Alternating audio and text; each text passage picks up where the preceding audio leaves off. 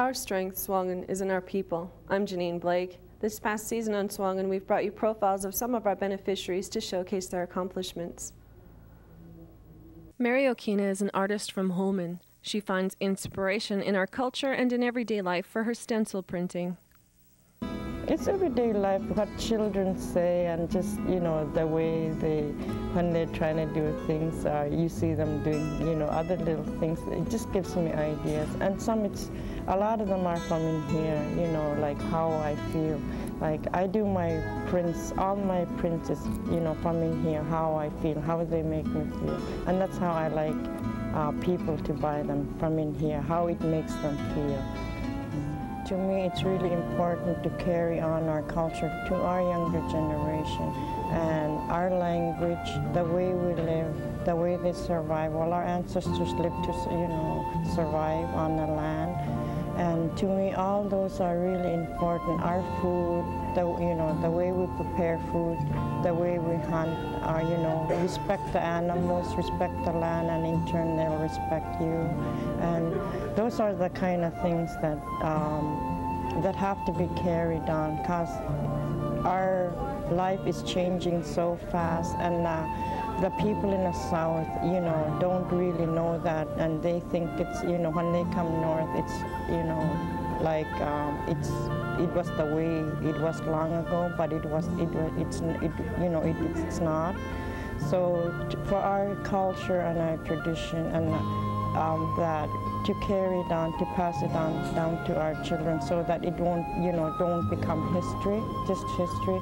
That is really important for us people in the north, plus that the people in the south, if they knew our culture and that, they'd know how it was when we were living. And it's really important to know about your culture and about the way your ancestors lived on our land, so that they could know who they are and where they came from and be proud of who they are when they grow up.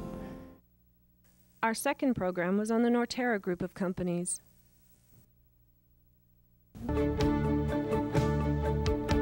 Norterra Incorporated is a Canadian management and holding company owned equally by the Inuvialuit Development Corporation and Nunisi Corporation. They represent the Inuvialuit of the Western Arctic and the Inuit of Nunavut, who are Norterra's beneficial shareholders. Headquartered in Inuvik, Northwest Territories, IDC operates and conducts business through more than 16 subsidiary enterprises in 6 business sectors: environmental services and project management, property management, manufacturing, transportation, and northern services. IDC is owned 100% by the Inuvialuit Regional Corporation, who is controlled by the 2,700 Inuvialuit beneficial shareholders. The Nunisi Corporation is owned by the Inuit of Nunavut. The corporation was formed by the then Inuit Tapirits of Canada in 1978. This was put in place to assist the future of the beneficiaries of the 1994 Nunavut Land Claims Agreement. Nunisi is committed to providing their shareholders with the best return on their investments. After our program on the Norterra group of companies, we brought you profiles of beneficiaries that are employed within the group. The first beneficiary from the Norterra group that we profiled was Captain Cecil Hansen, a pilot for Canadian North. He's originally from Inuvialuit, Northwest Territories. 12 years in Australia, and now it's back home. From Inuvialuit to Australia. Yeah, it is a big move, and there are a lot of airplanes. From the time I left Inuvialuit till I got to Australia, I left my first job with Fred was flying a 180 on floats, and my last flight in Australia was on a 747-400 from Japan to Sydney with 411 people on board. The best part of flying for Canadian North is coming up places like Inuvik and even into places like Inuvialuit, and running into people that I met so many years ago and haven't seen for so long.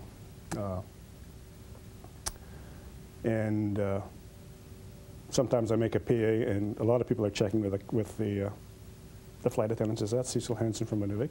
And they say yes. And of course, I got to go back for a quick visit. I'm enjoying that part of it immensely. It's so good to have people recognize my name and remember me from before. And they're all so proud of me when they find out that I'm flying the airplane. Yeah, he's great, and I'm very proud of him. You know, when all those boys, when I see, you know, them flying 737s and wearing the uniform and 4 bars, and it makes me proud. And especially when I saw Cease on the jumbo jet, that one of our boys, right from the trap line to a jumbo jet, was really makes us all proud, I'm sure, you know. We also covered the Inuvik Petroleum Show 2002 that was held at the Midnight Sun Recreation Complex here in Inuvik. I'm Brian Desjardins. I'm with the Town of Inuvik. I'm the Tourism Fundraising Coordinator and the Inuvik Petroleum Show Coordinator. This year we had probably about over 600 delegates. We had about 110 exhibitors in the trade show area with an average of 2 staff per booth, so you're looking at about 220 people there. In the conference we had about 350 delegates registered, so in the end that was over 600 people. Met or knew each other or got together last year at the Petroleum Show, our first Petroleum Show, and we're glad that most of you are back. We're glad there's a lot of new faces here. In the past year, there's been a lot of exciting developments with oil and gas development, pipeline development, and that's what we're here today to discuss, ask questions. A lot of community members here to find out what's going on, how that affects their community, and we hope in the next 2 days between the conference and the trade show that everyone is able to get something and benefit from the 2 days that we've been able to put together. Focus on local business, service companies, to ensure that they're prepared and are continuing to prepare for the oil and gas industry, particularly the Mackenzie Valley Pipeline, if that was to ever happen. As well, this year we focused on health and wellness, the effects of the oil and gas exploration, and the dollar flow that will happen in such a small community, in a northern community. The second beneficiary profile from the Norterra Group was Gordon Norberg, the Manager of Marketing and Traffic Coordination West for NTCL. They're a very good company to work for. We'd need to break it down probably into at least 2 seasons. We're very seasonally oriented at this time, and this is something that the company is trying to move away from by diversifying. But primarily, the summer months are consumed with moving cargo north and on a 24-hour basis. And so May through to October, we're very busy moving cargo. My job is to coordinate the movement of all that cargo to where it's supposed to go. In the off-season, there's all of the other activities that kick in, and that's the marketing side, which are partly responsible for the Western Arctic and especially in the Kitikmeot region, so that you're visiting customers, soliciting more business, paying visits to people in the communities, and seeing if we can do things better.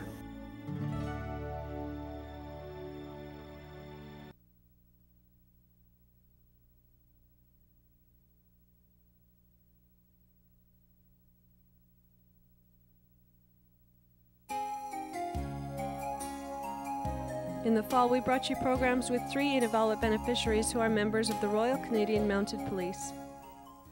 Corporal Wayne Norris and his brother Constable Adolphus Norris serve in the Royal Canadian Mounted Police G Division at headquarters in Yellowknife, Northwest Territories. Constable Colin Allen Jr., originally from Inuvik, Northwest Territories, serves in the Hay River Detachment. We'll see what made these men decide to become members of the RCMP. I have had, I guess, somewhat lucky growing up in Inuvik. I had a close friendship with Merle Carpenter, who's also a regular member in the RCMP. His father, who I developed a fairly close relationship with, had a strong influence on myself deciding to look at the RCMP as a career. I started out, when I started looking at it, I looked at the time was the Special Constable program, which is where I started, and I did that for just over 2 years. And then I looked at the regular member program and was promoted just after about 2 years. My two brothers, Adolphus and Dino, I guess, both had the same right kind of influences because they were both interested in joining the RCMP and did so. My name is Constable Adolphus Norris. I work in Yellowknife, at the Yellowknife Detachment here in G Division. I've been here for approximately a year. I work for detachment, and I work on all kinds of investigations. General duty work. There's all types of work here. You have all types of a good population segment. I guess 2 years I was doing a summer student program with the RCMP in Inuvik, and that's what made me interested in joining the force. And after graduation, I didn't meet the requirements to become a constable, but over time there was another opportunity given for me to pass the exam, at which I did, and that's when I went to training in 1999. We brought you Christmas greetings in the 12 Days of Christmas ICS style. On the 12th day of Christmas, my Nana gave to me 12 geese a roasting, 11 dancers drumming, 10 jugglers jiggling, 9 rows of snare wire, 8 drumming, 8 telegraph crowing, 7 dogs of buckpicks, 6 caveat sweaters, 5 tails of muckduck, 4 give look nahal, 3 rubber boot, 2 hind quarters, and a cadillac in a birch tree. Inuvialuit, picturing me, I say yes.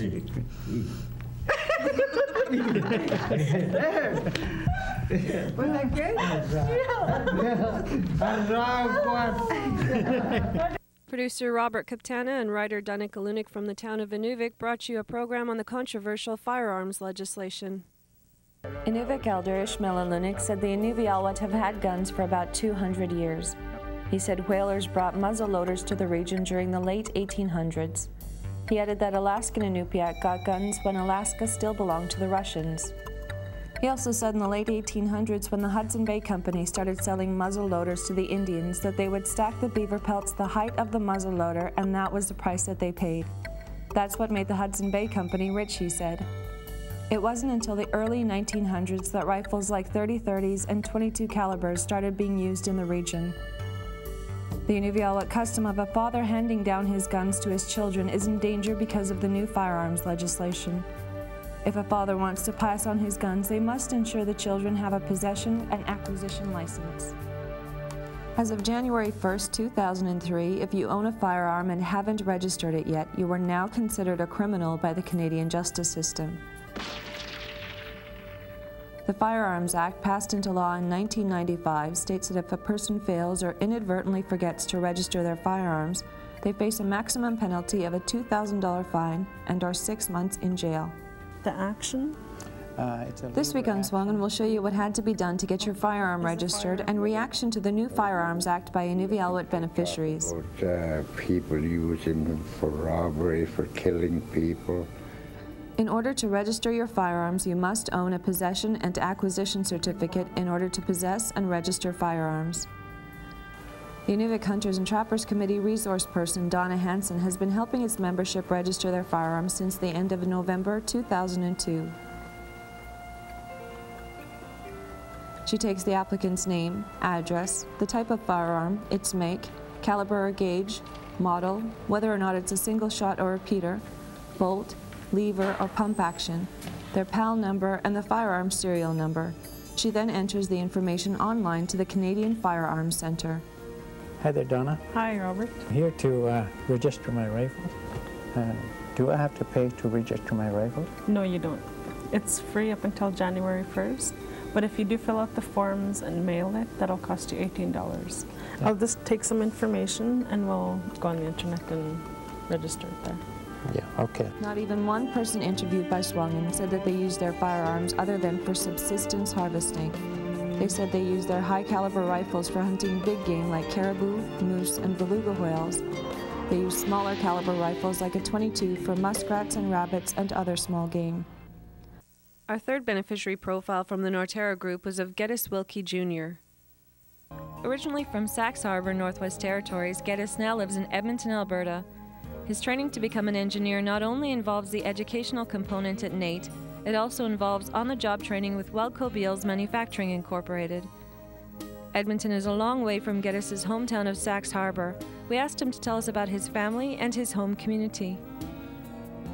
My parents are Geddes and Lena Wilkie. I have 2 brothers, 2 sisters, Elvis, Jim, Bridget, and Evelyn. SUAANGAN will return after these messages for more in our year in review, so stay tuned to APTN.